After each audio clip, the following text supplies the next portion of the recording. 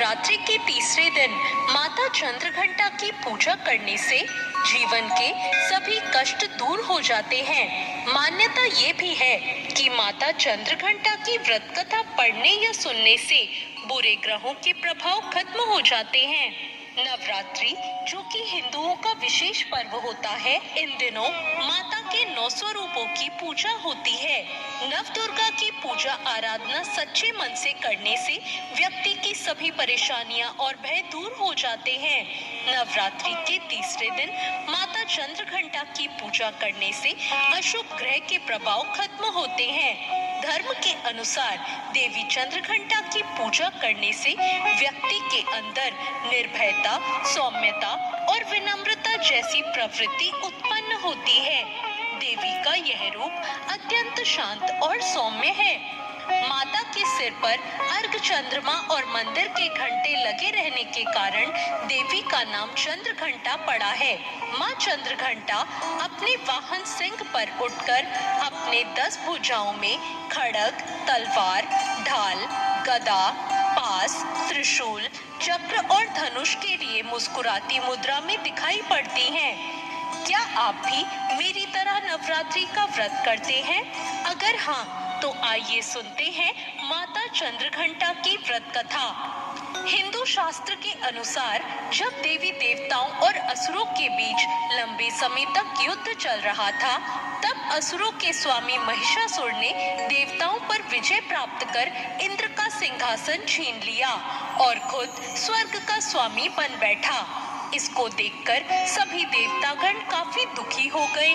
स्वर्ग से निकाले जाने के बाद देवतागण इस समस्या से निकलने के लिए त्रिदेव यानी ब्रह्मा, विष्णु और महेश के पास गए। वहां जाकर सभी देवताओं ने असुरों के किए गए अत्याचार और इंद्र, चंद्रमा, सूर्य और वायु और अन्य देवताओं के सभी छीने गए अधिकारों के बारे में भगवान को बताया। देवताओं ने भगवान को बताया कि महिषासुर के अत्याचार के कारण स्वर्ग लोक तथा पृथ्वी पर अब विचरण करना असंभव हो गया है। तब यह सुनकर ब्रह्मा, विष्णु और भगवान शिव शंकर अत्यंत क्रोधित हो गए। उसी समय तीनों भगवानों के मुख से एक ऊर्जा उत्पन्न हुई। देवतागणों के शरीर से निकली ऊर्जा एक साथ मिल गई। यह ऊर्जा 10 दिशाओं में व्याप्त होने लगी।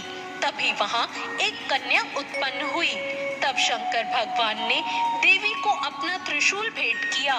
भगवान विष्णु ने उनको चक्र प्रदान किया।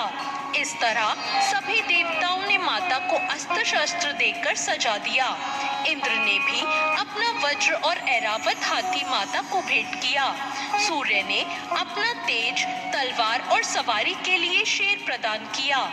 तब देवी सभी शस्त्रों के साथ महिषासुर से युद्ध करने के लिए युद्ध भूमि में आ गई। उनका यह विशाल रूप देखकर महिषासुर भय से कांप उठा। तब महिषासुर ने अपनी सेना को मां चंद्रघंटा पर हमला करने को कहा। तब देवी ने अपने अस्त्र शस्त्र से असुरों की सेना को क्षण भर में नष्ट कर दिया। इस तरह मां चंद्रघंटा ने असुरों का वध किया और देवताओं को अभयदान देते हुए अंतर्ध्यान हो गई। या देवी सर्वभूतेषु मां चंद्रघंटा रूपेण संस्थिता, नमस्तस्यै नमस्तस्यै नमस्तस्यै नमो नमः। तो ये थी मां चंद्रघंटा की कथा। आपको ये कथा कैसी लगी कमेंट करके जरूर बताना। लेकिन उससे पहले जानते हैं मां चंद्रघंटा की पूजा विधि। नवरात्रि के तीसरे दिन माता दुर्गा के चंद्रघंटा स्वरूप का विधि विधान से इस मंत्र ओम देवी चंद्रघंटाय नमः का जाप करके आराधना करनी चाहिए। इसके बाद मां चंद्रघंटा को सिंदूर, अक्षत, गंध, धूप, पुष्प आदि अर्पित करना चाहिए। आप देवी को चमेली का पुष्प अथवा कोई भी लाल फूल अर्पित कर सकते हैं। साथ ही साथ दूध से बनी किसी मिठाई का भोग लगाएं। पूजा के दौरान दुर्गा चालीसा का पाठ और दुर्गा आरती का गान कर सकते हैं। तो ये थी आज की कथा। आपको ये कथा कैसी लगी कमेंट करके जरूर बताएं। चैनल को सब्सक्राइब